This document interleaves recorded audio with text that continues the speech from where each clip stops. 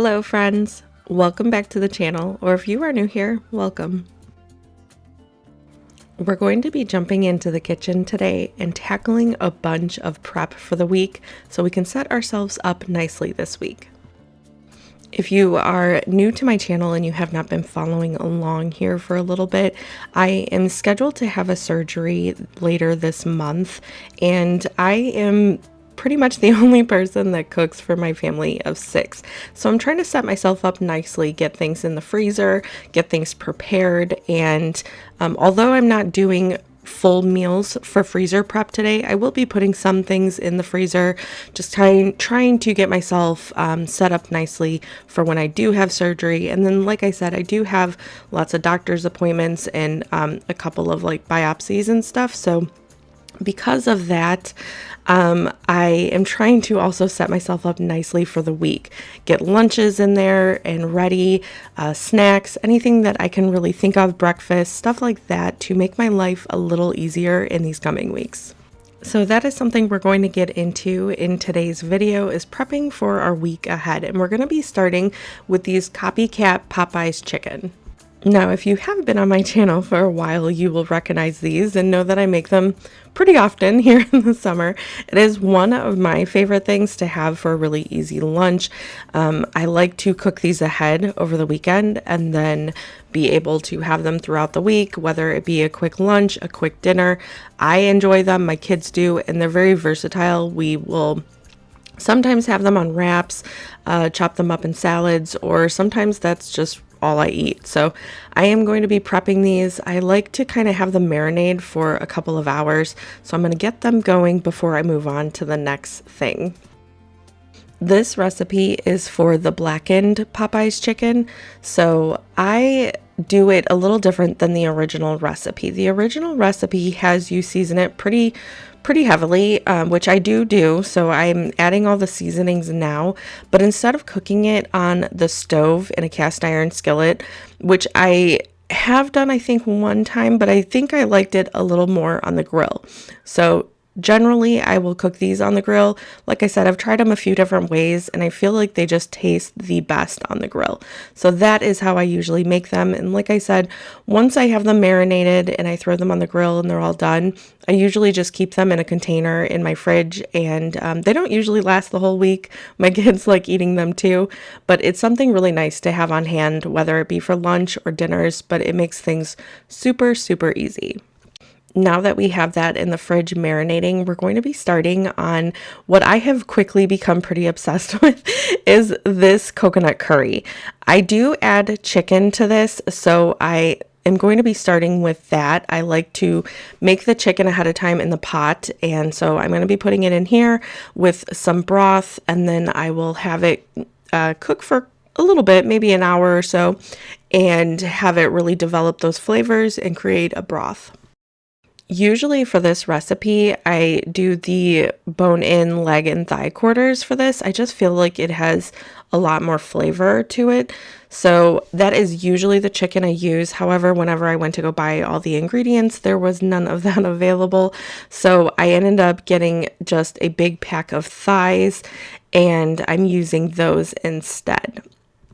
But for the bone-in leg and thigh quarters, I do the same process where I cook it with some broth and for a good amount of time, and then I take it out, let it cool down before I debone it, and then I just use that chicken for the soup. So I put that aside, I put the broth aside, and I use the same pot to make the entire curry that I do for the chicken and all that kind of stuff. So anyway, I have the chicken set aside, I have the broth set aside now.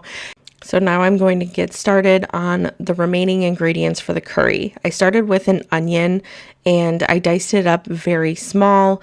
I'm putting it in the pot first to kind of have it saute a little longer than the rest of the vegetables.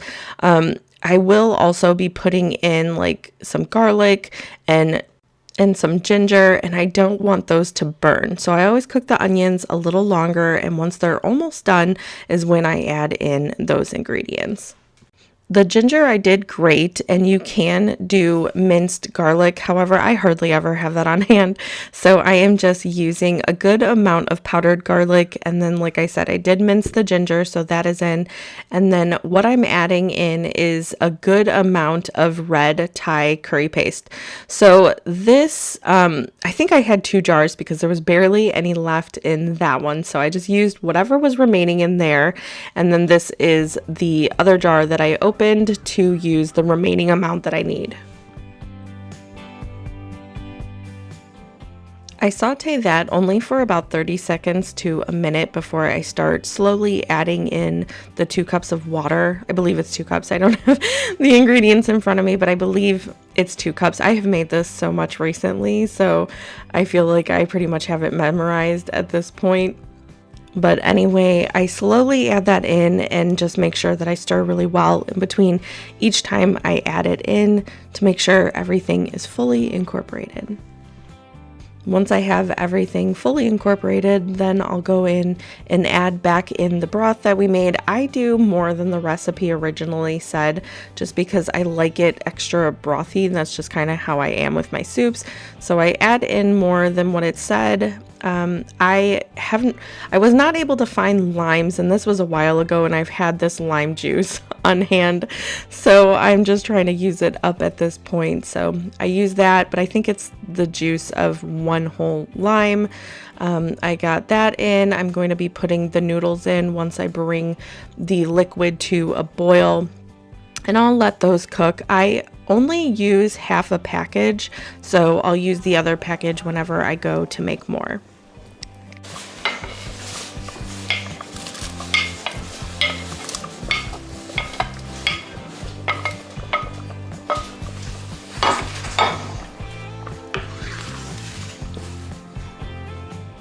I always get questions whenever I make this about the spiciness of this soup, and I know a lot of people have issues with spicy foods. My husband is one of them, but this is not spicy at all. You could make it spicy by adding in different peppers or seasonings, stuff like that, but I do not have this spicy at all. I really enjoy how the soup is. It's one of my favorites, and I like having it made ahead of time. Just put it in some mason jars in the fridge and have it for a quick lunch or dinner. This is the perfect meal for me. It brings all those amazing flavors, and I'm a big soup person, so absolutely love this dish, and it's been on rotate pretty much the last several months in my kitchen.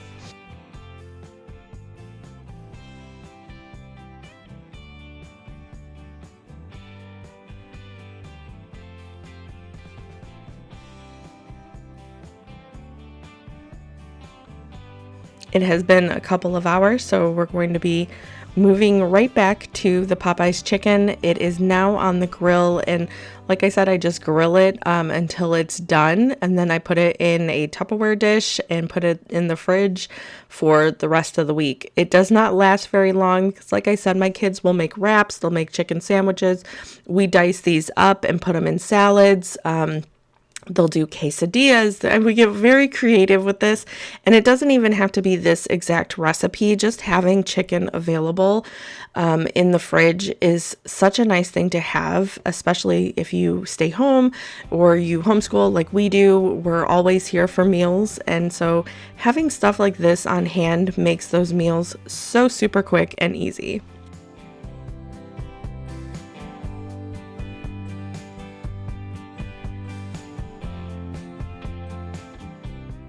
Now we're going to be starting something that I have not made in a very long time, is egg bites. My kids really enjoy them, and it has been so long since I've had the ones from Starbucks, so I'm not sure if they're similar or not. I feel like they are, but we don't have any Starbucks since we moved that are anywhere near us. I think the closest one is about an hour from us, and we don't ever go there, so I want to say that they taste very similar to what I remember them being, but again, I don't really remember. So What I'm doing is I have the bacon going that is already done, and I chopped it up in front of me. So that's what's on that little white plate is the bacon. I am adding a ton of eggs. I think I even added a little bit more because I added in spinach and all kinds of things, and it was really thick. So I wanted it to kind of stretch a little further. I added in a couple extra eggs. I think generally I usually do about 8 or 9 eggs, but here I think I stretched it to like a dozen. So I have a bunch of eggs going in there, and I do about a cup of low-fat cottage cheese. So that's what I'm adding in here, and I feel like that's the secret ingredient. My kids, none of them claim to like cottage cheese. However, none of them realize that it's actually in here.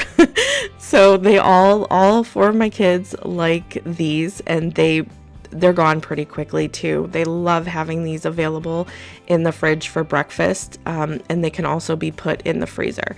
You can also do a variety of different kinds if you don't want to add the bacon, or I'll be adding some chicken sausage to this. You don't have to do that. If you want to just keep them cheese, you could do that. Or if you want to add like some peppers, tomatoes, anything like that, that is a really great addition.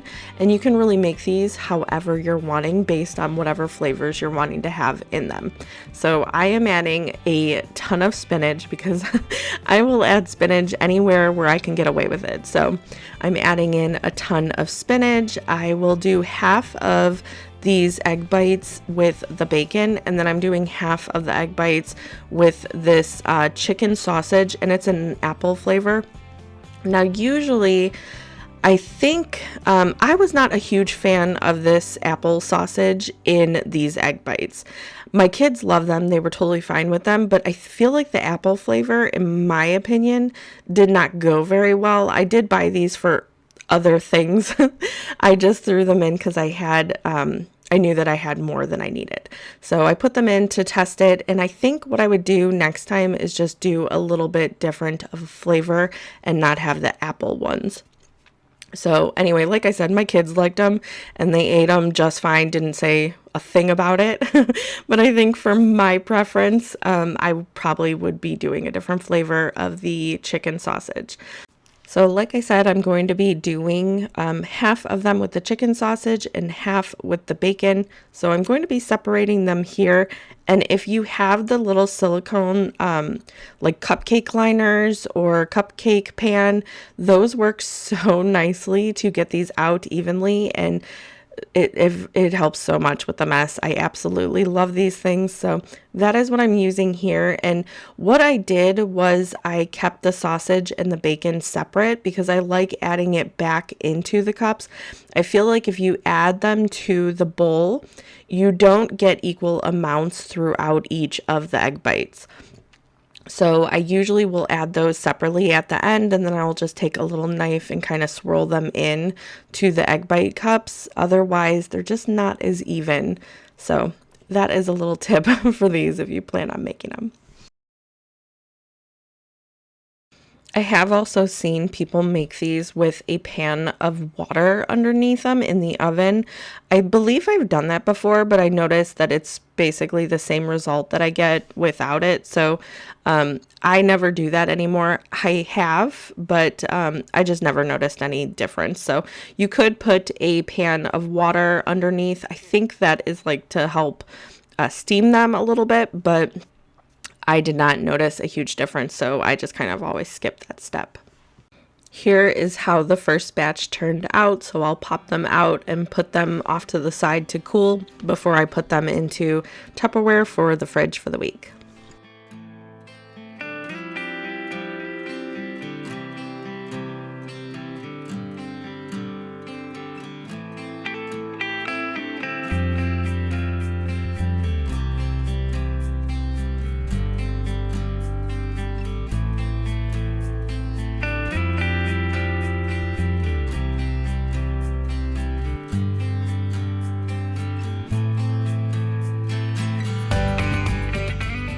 this next one is so super easy, and I felt like it didn't even really need to be put into the video, so you'll see I'll jump around a little bit, but it is just, it's so easy, and it's kind of funny because my kids, this is one of their favorite things, and it's just like, really, that?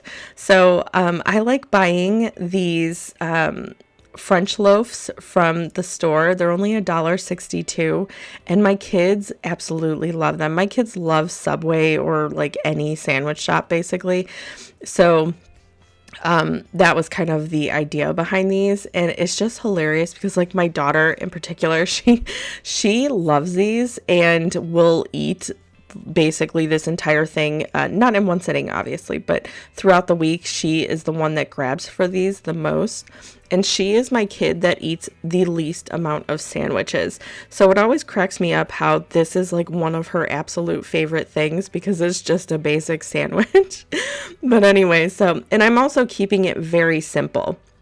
I'm just folding up a bunch of turkey slices, putting them there, and then I'm adding some cheese that I just end up cutting, or I don't even cut, I'm just breaking them into little triangles and putting them along. Now, if they want mayo or mustard or any type of veggie toppings, we have those available in the fridge, but not all my kids like the same things, so I'm keeping these very basic, and I'm not adding anything other than meat and cheese.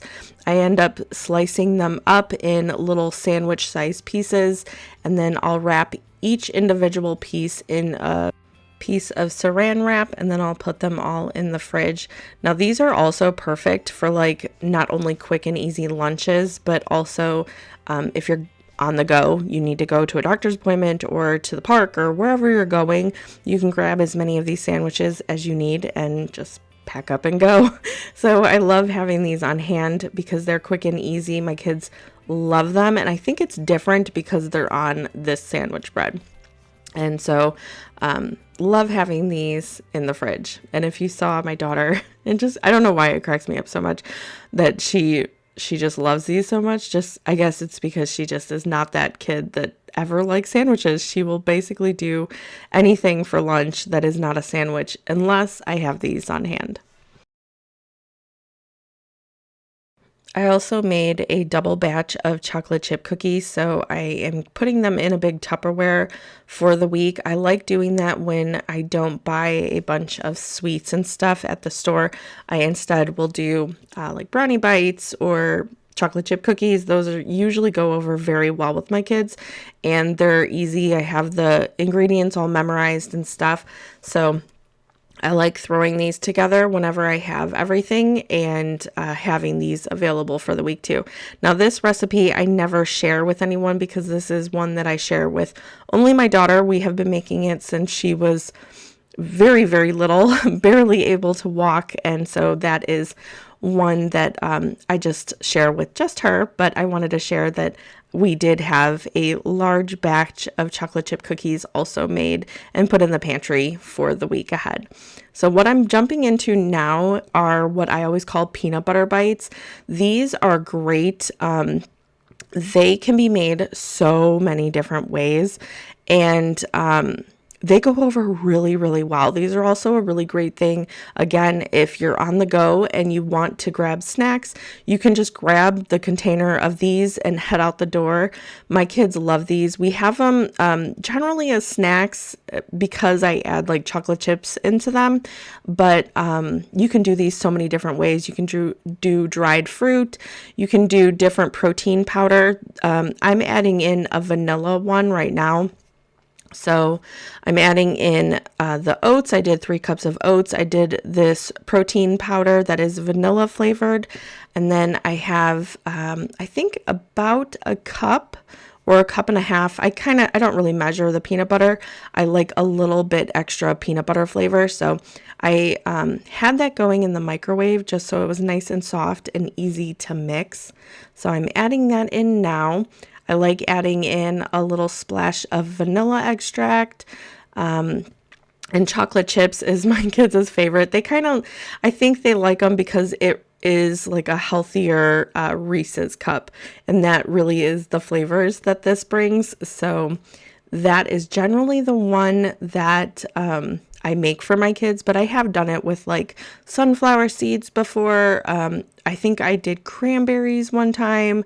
So it's something that is nice and versatile. You can pretty much do whatever you want. I don't always add the protein powder. If you've been here for a while, this might be one of the first times you actually see me adding in the protein powder. So you don't have to do that if you don't have any on hand. You can make it without, definitely. These can also be stored in the freezer, and then like sometimes I'll do a double batch and then I'll put half of it in the freezer and then the other half into the fridge. And you can just take them out, and as soon as they're thawed a little so you don't break your teeth on them, you can eat them. They are really, really easy to have on hand and be able to have a really good amount stored away.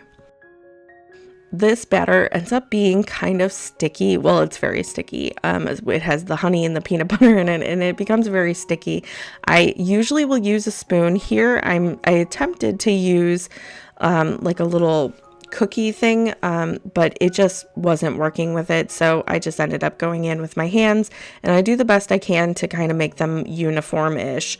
You just want to make sure that you press them really well together, and then I put them on one of these sheets lined, and then I'll put them in the fridge for a couple of hours to kind of harden before I add them to a Tupperware or a bag. So this next one I feel like is a really great thing if you have some teens in the house that think that they need Starbucks. So my teens, they're at the age where they want the fancy coffee drinks and everything like that. I totally get it. I was a teenager one time too. However, we do not have any coffee places around, and that can be very expensive, especially if you're buying for more than just one. So what I always do is I will make coffee ahead of time in this pitcher. I brew a pretty strong pot of coffee, and then I add sugar in half to this pitcher, and then I'll add the coffee, and I'll kind of finish it up with water. I make sure I stir it though, to kind of incorporate the sugar before I add in any cold water. That way the coffee will cause the sugar to melt and it incorporates it really well. So I have that, and I always save these jars. I get these a lot of times for like when my teens are having a birthday or, for Christmas or any special like gift giving thing. I often will give them one of these coffees, and so I will save the jar and the lid, and this is what I end up making them. Not always, but it is nice to have a special treat. And as you can see, my daughter, she already poured 2 cups, one for her and one for her brother, because they have not had this in a while and they were pretty excited. I made them some coffee for ahead of time. And just a little bit of a side note before I start on these tacos, the coffee sits in the fridge, and it's one of those things that it seems to get better with time. So it only sits in there for a couple of days, but as each day goes by, it does taste a little better. So I like doing that for them. It's a nice treat for them, and they're never bugging me to go to a coffee place. But anyway, we are moving on to these tacos. They are really, really simple. I did 1 pound of ground turkey in this skillet. I seasoned it with a bunch of taco seasonings. If you have a pack, you could just do the taco seasoning pack. And then I did add in black beans. Now, I'm not wanting to do anything crazy. I didn't want to add in any other ingredients. I wanted to keep it very simple and allow it to where people can just pull these out of the freezer and put whatever they want on them or eat them with whatever they want. So I'm keeping them very simple. I am not rolling them up into burritos. I am literally just going to line the sheet with them, and usually I will just throw them immediately into the freezer, but because I'm not rolling them like a burrito, instead, I'm going to throw them into the oven only for a couple of minutes to kind of melt and kind of like set together. So they're not all falling apart, but they're also not going to be like overly cooked or anything. So all I'm doing is putting in the meat and bean mixture and then a handful of cheese. I'll put them all together on this lined sheet, and then I'll throw them in the oven for just a couple minutes to kind of melt the cheese slightly to hold them together.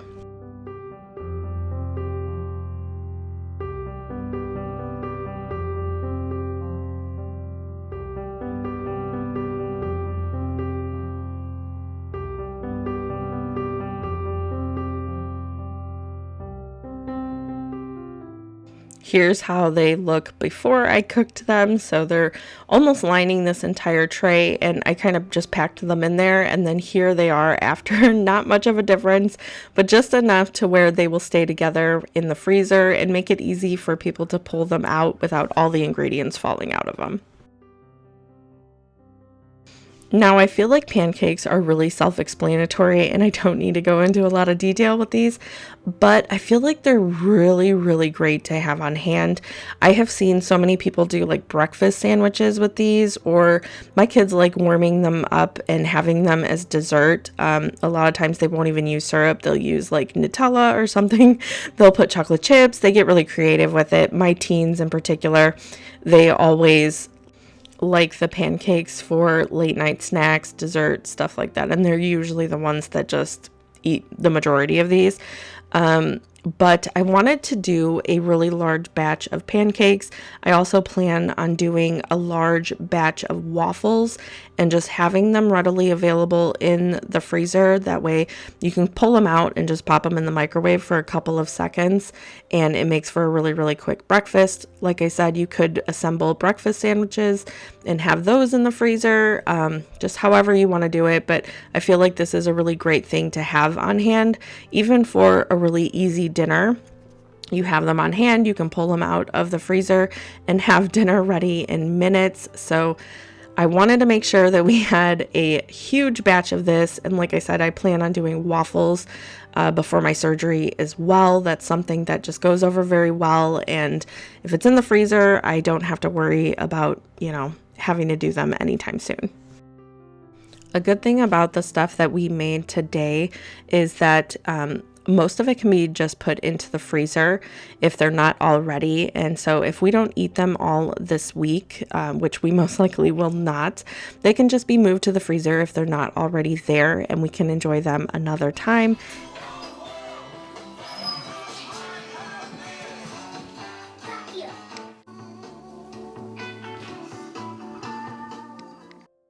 I'm planning on using these next few weeks to really bulk up my freezer and pantry. We will be doing a bunch of freezer meals and prep for our freezer for the months ahead. I do plan on doing several meals that can just be taken from the freezer and popped right into the oven. I also plan on doing like some baggy style meals. I don't really know how to explain that other than taking some meals, all the ingredients, and not necessarily cooking them fully, but putting them together in like baggies. Like you could do soup, for instance, which is made already, but I'm thinking, like chicken, teriyaki chicken, and being able to have all the ingredients in a freezer bag. And then that way my husband, while I am recovering, he can just take that out of the freezer and be able to make that. And we can have, some really nice meal with teriyaki chicken. So I have quite a bit of things planned for our freezer and pantry to prep ahead for the next month at least. So I hope you stick around for that. But this is all I have for you today. Thank you so much for hanging out with me and prepping for the week ahead. I hope to see you in my next one. I hope you have a wonderful rest of your day, and I'll see you in the next one. Bye.